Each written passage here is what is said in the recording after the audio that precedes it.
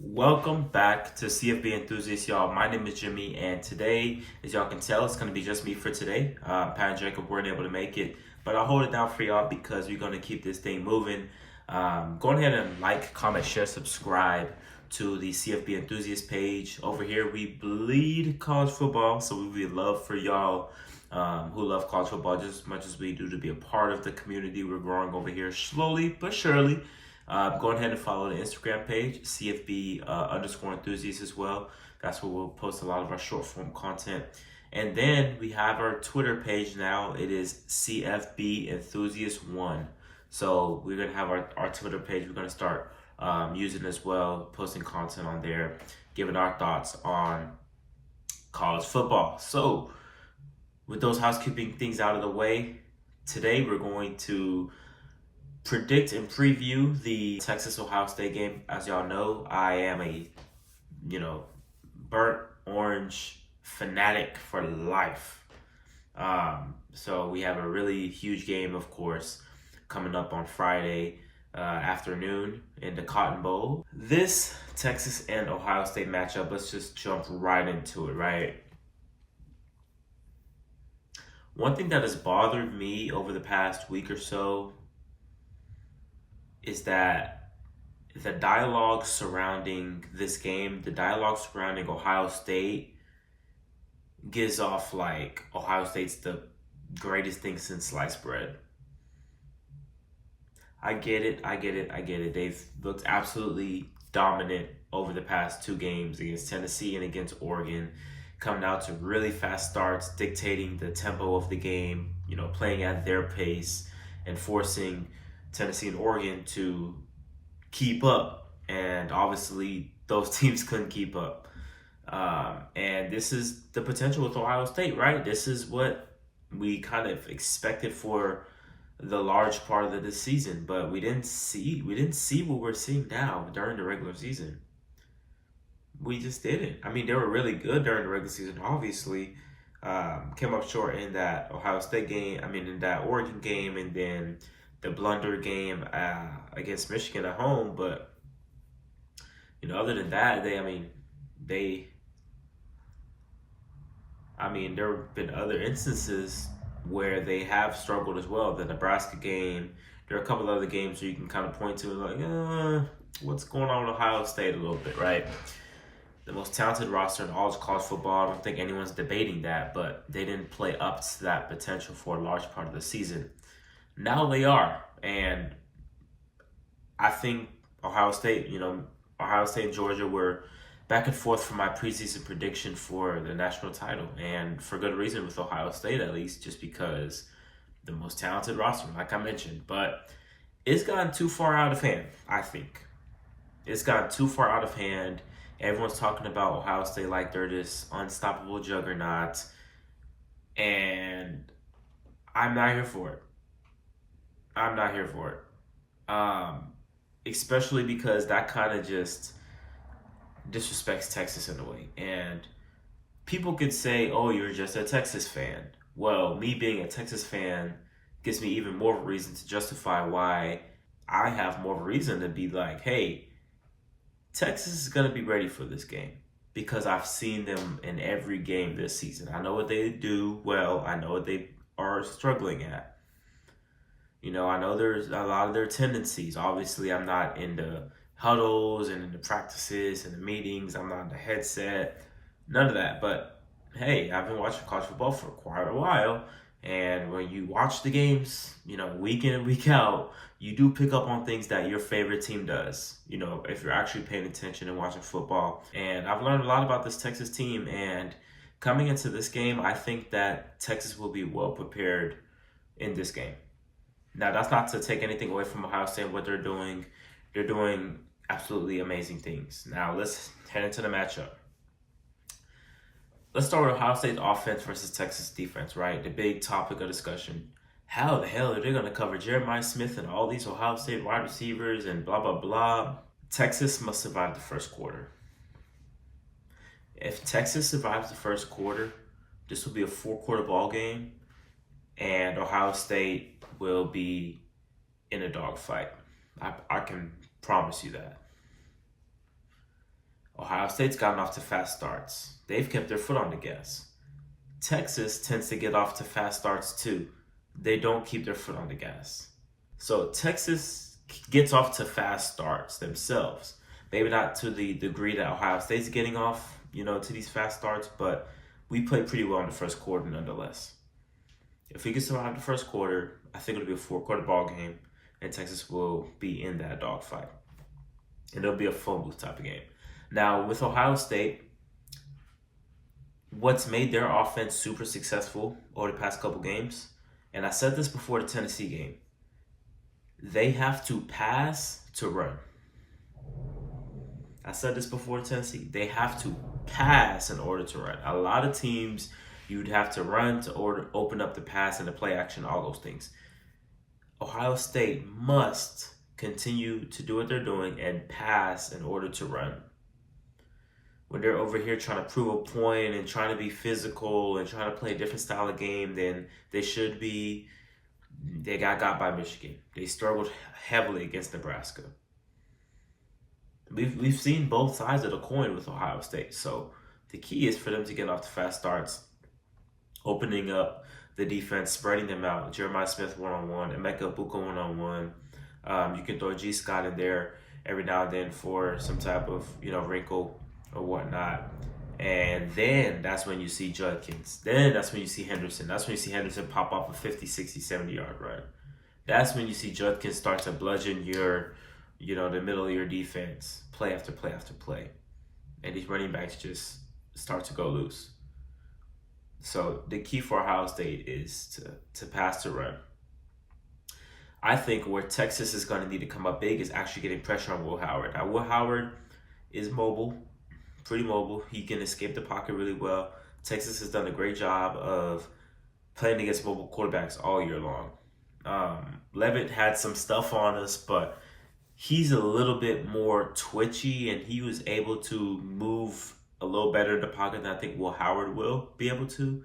Will Howard will move in the pocket, but Will Howard, it showcases his mobility really whenever he's, nothing really is left out down the field, and then he just scrambles out of it and picks up some yardage himself. Now, in the Arizona State game, Texas really struggled with containing Sam Levitt, keeping him within the tackle box. And they allowed him to go all the way outside and dance around in the backfield and try to create a play. When Will Howard is in rhythm, it's really scary. It's night-night. It's unstoppable, especially with the weapons that he has now. Looking back at the game against, with Kansas State last year against Texas. Now, granted, Texas' secondary wasn't as good as it is now, not even close, really. Will Howard got in rhythm in that game in the second half, and he didn't miss, really, at all. And so that's my biggest concern. He has better weapons now at Ohio State, and he's more likely to get into rhythm.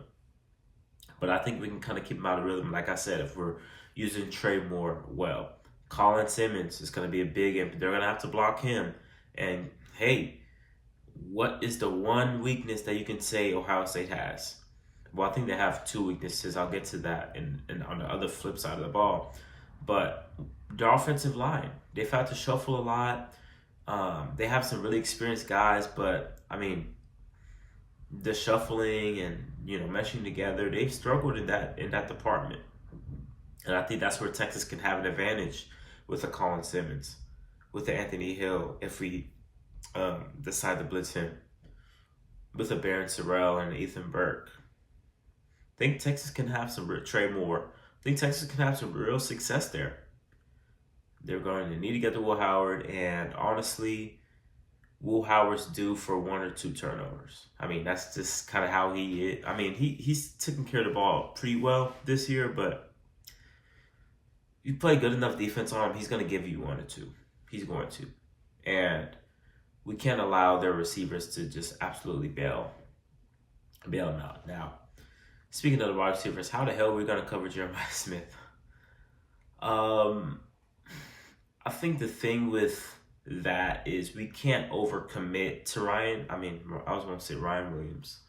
We can't overcommit to Jeremiah Smith just because how their offense is built. they're going to use Emeka Buka, Carnell Tate, and they're spread us out. So we can't just put our singular focus out there because all of a sudden Emeka Buka is going to have 120 yards. You know what I mean? So I think we're definitely going to have a really good game plan on him. I don't think Barron's going to be on him, like chasing him the whole time. But I think we're going to give him a lot of safety help for sure.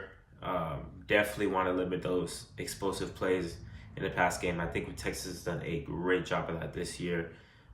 It kind of scares me a little bit because our corners have been struggling over the past couple games, and there is something to be had there for sure. They're going to make the thing is Ohio State's going to make plays on offense. They're too explosive. They're too good not to. When you get into these stages of the playoffs, we're in the semifinals, bro. We've played 15, 16 games. You're playing some really damn good teams. They're going to get you. They're going to get you. It's about adjusting accordingly to what they're throwing at you. That's all it is. It's a chess match, and who wants it more, who's going to execute more. That's all it is. I think Texas' defense isn't getting enough credit in this game as they probably should heading into it. Just because they look back and like, oh, they gave up 31 to Arizona State. Oh, Arizona State put up this amount of yards on them. When you're whoever you are a fan of, right? Whatever team you're a fan of, how many points would your team allow if your defense was on the field for 40 minutes in the game? And let me know how many points your defense is going to give up if they're on the field for 90-something plays. On the flip side for Texas, the offense has obviously been the top of the conversation as to like, okay, these were all the question marks arise. What's going on with the offense? Why isn't it consistent? And it really pisses me off because when we really needed to get down the field in the Arizona State game, we did just that. When Texas offense needed to, they got what they wanted. And it really pissed me off that, okay, why aren't we seeing this in the second quarter? Why aren't we seeing this in the third quarter? The middle 8 of this Texas-Ohio State game will be the deciding factor, I think. And Texas has been absolutely awful in the middle 8 of these games. Terrible. Leaving points on the board because we're missing field goals at A&M. In the Georgia game, Gunnar Stockton comes in the first, in the second half, goes right down the field and scores. Here's a fun fact for y'all. Texas has not won a third quarter since the Georgia game the first time. And remember how bad that game was? Texas actually won the third quarter in that game. Since that Georgia game the first time, we've played Vanderbilt, Florida, Arkansas, Kentucky, Texas A&M, Georgia second time, Clemson, and Arizona State. 8 games. In the last 8 games, Texas has been outscored 53-16 in the third quarter. But honestly, this game's going to come down to Texas being able to be physical at the line of scrimmage. We have to be able to run. If we can't run the football against Ohio State, we have no shot. It's going to get ugly if we can't run the ball. Because what did I say last time? We are where we are with Quinn Ewers. Now, I appreciate him for what he is and what he can be. But we can't expect more than what we've seen of Quinn so far. He is what he is at this point. And, that's okay. He had a great game against Arizona State, especially to close it out. He saved us the 4th and 13 play. But when the onus is on Quinn Ewers to bail us out of bad coaching, bad play calling, or just bad execution from the offense in general, or even like a bad stretch for the defense, he more than likely he's not going to be able to overcome that. Especially now that we're playing elite competition on the defensive side. Jack Sawyer, JT Tuimoloau, Caleb Downs is going to raise hell. He's going to be in the middle of that defense. He's going to drop down a little bit from his normal, the normal safety spot. He's going to come down a little bit more and play a little bit more rover. He'll be involved in the run game. He'll be involved in the RPO stuff that Texas likes to do. Yeah, it's gonna get tricky. But hey, we're gonna have to run the football. We're gonna have to be physical. That's gonna have to start early and often from the offensive line. We're gonna need to push them back, push them back, push them back, and then that's where we can open it up with Golden, who's been, who has been living up to his name. He's been absolutely golden for us this season, especially down the stretch. Amazing. He's a Sunday player, man. He catches with his hands. He's strong. He's really good. High points the ball. He's really good. Really good player. Really good football player. He'll be good on Sundays. Um, DeAndre Moore, Ryan Wingo. Can we get Bond involved? Is he a little bit more healthy now to where we can get him the ball a little bit more? Is Gunnar Helm going to be a factor in this game? We'll see. He wasn't a factor against Arizona State, so we'll see. Um, I think we're going to have one-on-one opportunity. The other weakness about Ohio State, I mentioned their offensive line. The second weakness I think they have is their corners. Denzel Burke, Davison, Igbinosun, especially Igbinosun, he can be had for sure. For sure. He's had 12, 13 penalties this year, holding and interference, all of this stuff. He's really struggled this year. And I don't think teams have exploited that the way they need to in order to be successful against an Ohio State, um, defense. I mean, Oregon had a lot of success there.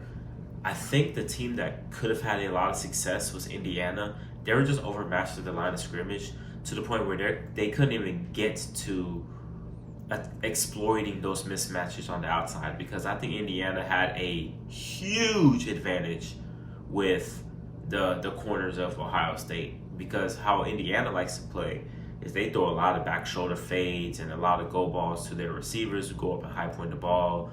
Curtis Rourke putting the ball in a great position for, his guys to go and grab it. They attacked that early, and that's how they were able to score in that first drive. I believe they even drew a penalty on Igbinosun. They drew two penalties on Igbinosun on that first drive. When Indiana went down the field and scored just like that, they attacked him twice. And I think they attacked him maybe a couple more times throughout the entire rest of the game. But Curtis Rourke just didn't even have enough time to get the ball out there. But that was definitely an advantage that Indiana had. So I think Texas can have an advantage there with Golden. Texas is not really a team that throws a lot of back shoulder fades. Quinn doesn't really throw them that often. He doesn't throw them that well. But I think there are some opportunities there to where we will have a chance to do that, and especially in the red zone. Especially if we find a matchup we like with Golden, and it just kind of depends how the offense is flowing.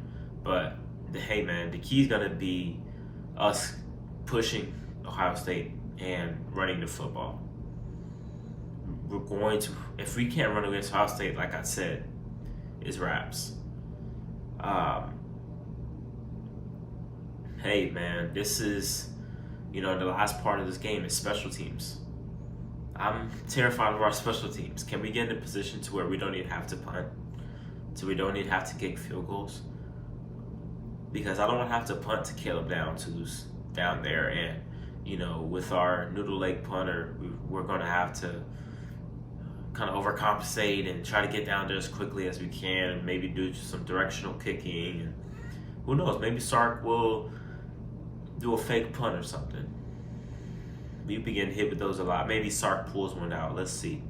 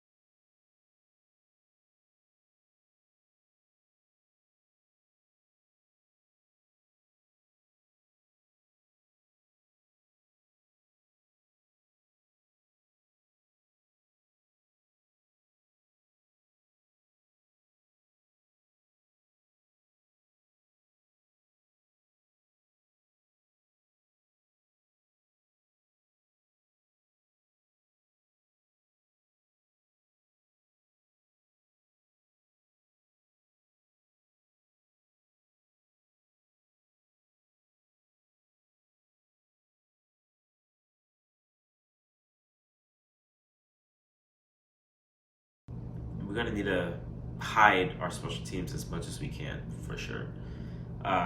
All that being said, I do think this game is going to be a lot closer than people are expecting. Um, I'll give you a score prediction here in a second, but a lot of people are expecting Ohio State to just run away with this thing and coast their way to a national championship. I don't think so. I think Texas matches up a lot better with Ohio State than they did with Arizona State in a weird way. Going into the fourth quarter is going to be really tight. I think it's going to be really tight. I think our defense is actually going to play really well. I think there's going to be one or two plays, though, that Ohio State just hits us over the top of the deep ball, or Henderson breaks one for 50, 60 yards. And, that'll be the deciding factor, and our offense won't have enough. So I do think Ohio State wins this game. And I do think they cover, even though the game is going to be a lot closer than I guess the line would indicate, and then the point differential would indicate. So give me Ohio State winning, unfortunately, 31-23. Yeah, give me Ohio State winning. But that's gonna wrap this thing up, man. Y'all let me know what y'all think in the comments down below. Who wins and why? Is Ohio State really what people are making them out to be? Or is it just a little bit of recency bias and a little bit of overreacting on the fans' part? But y'all let me know. And this is Jimmy with CFB Enthusiast. Make sure to like, comment, share, subscribe to the YouTube page. Like I said, follow the Instagram, CFB_enthusiast. Follow the Twitter, CFB Enthusiast1. And I'm out. Peace. Hook 'em.